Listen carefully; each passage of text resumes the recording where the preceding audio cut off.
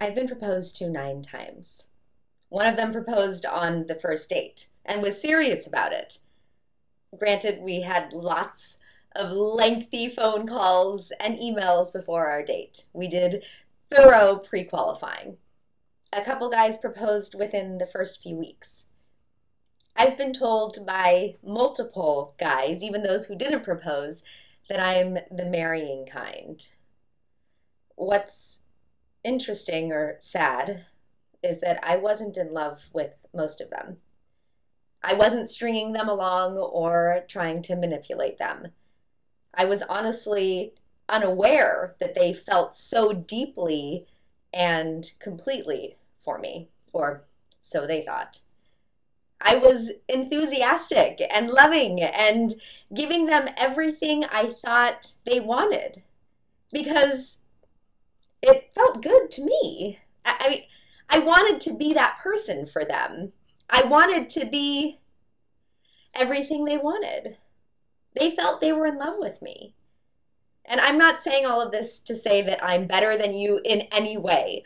I'm very flawed.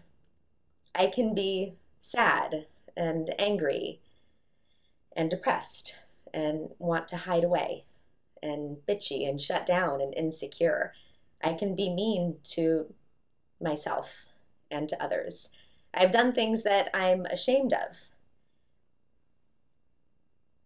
But I wasn't showing those flaws to those guys, at least not to most of the guys. Those guys were falling in love with the idea of me, the perfect Laurel, because that's what I was putting out. The problem was that those guys only saw a side of me, not the private side of me. I had somehow, unknowingly, divorced myself from myself. I didn't know how to be anything else. I didn't know how to be that vulnerable person. I had become so walled up and closed off that I didn't know how to show my true side, my vulnerable side, my real self to anyone. And because I had silenced that side of me because of painful past relationships and unhealthy situations that really scared me away, I didn't know how to unlock me again. It felt natural to me. 9 guys asked me to marry them because they thought they were effortlessly getting this ideal woman. This woman who's nice and nurturing and fun and adventurous and sexy and sensual and serious and everything perfect all the time, without seeing the vulnerable side of me. It was like they were glad to not have to deal with anything real, with moods, with sadness and fears and anger and failures and weakness and an expression of vulnerability. And that's scary, I feel. I feel it's scary that so many men thought it would be that easy and wanted that easy and wanted that surface. Someone who falls in love with perfect is not looking for real love. And here's the thing. There are so many women who do what I did. They try to be perfect. But what's perfect?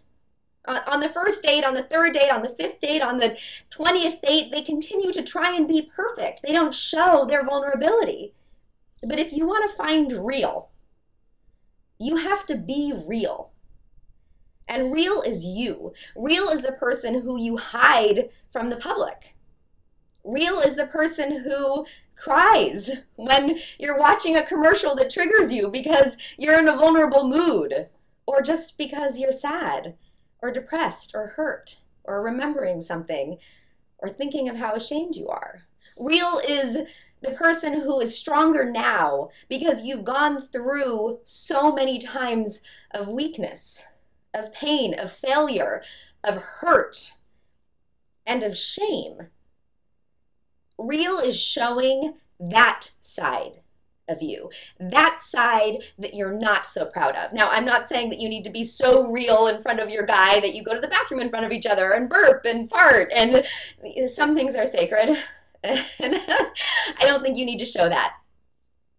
what's interesting is that once I rediscovered myself again, once I became firm in my core values, in my needs versus my wants, in who I truly am, in my truest form, in my truest expression of myself, once I realized what I bring to the table, aside from the facade of perfection that I had really become accustomed to playing, which is a little bit like a role, being perfect, then I was able to actually get into real and deep relationships.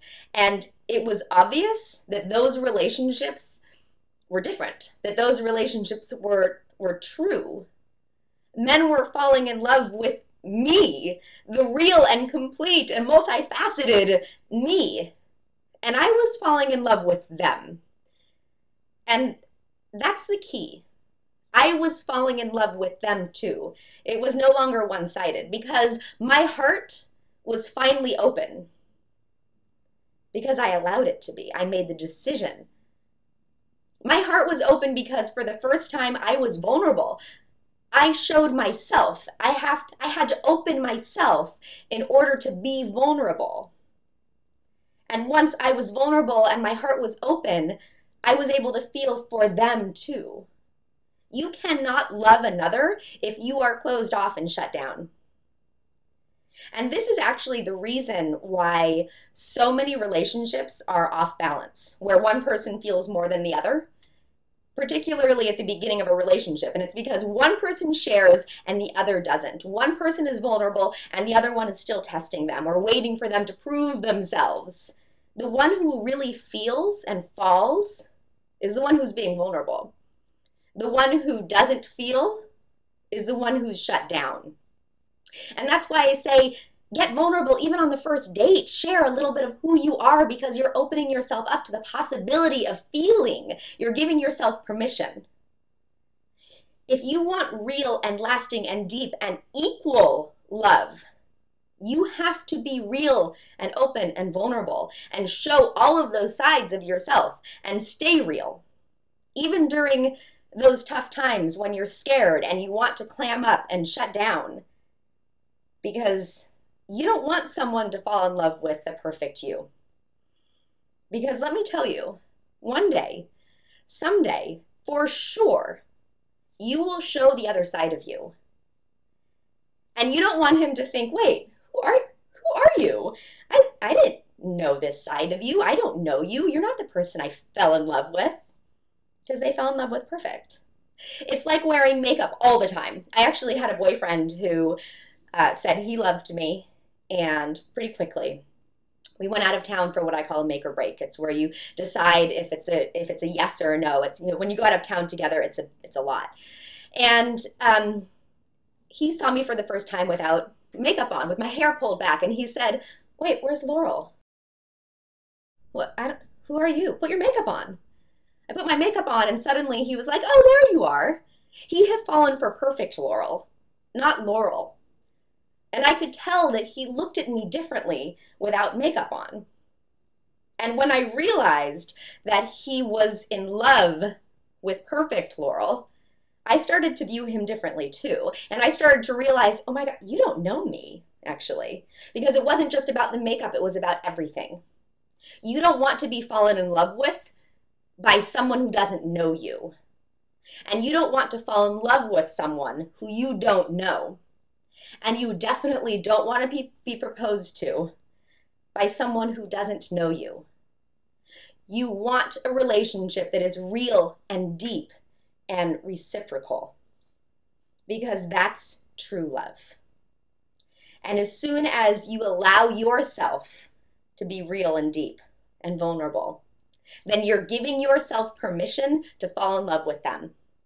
And you're giving them permission to see you and fall in love with you too. But don't test them and wait and see if they can prove themselves trustworthy, because you're wasting your time and theirs too. Because guess what?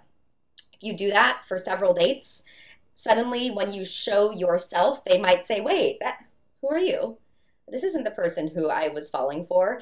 Be you from day one, from date one, be you. Not, laying naked on the table, oh my gosh, this is me all sides, but show glimpses of you and your vulnerable self from the very beginning so that you can open your heart to loving them and they can see you as who you truly are, because that's what makes you lovable and that's what makes you able to love another too.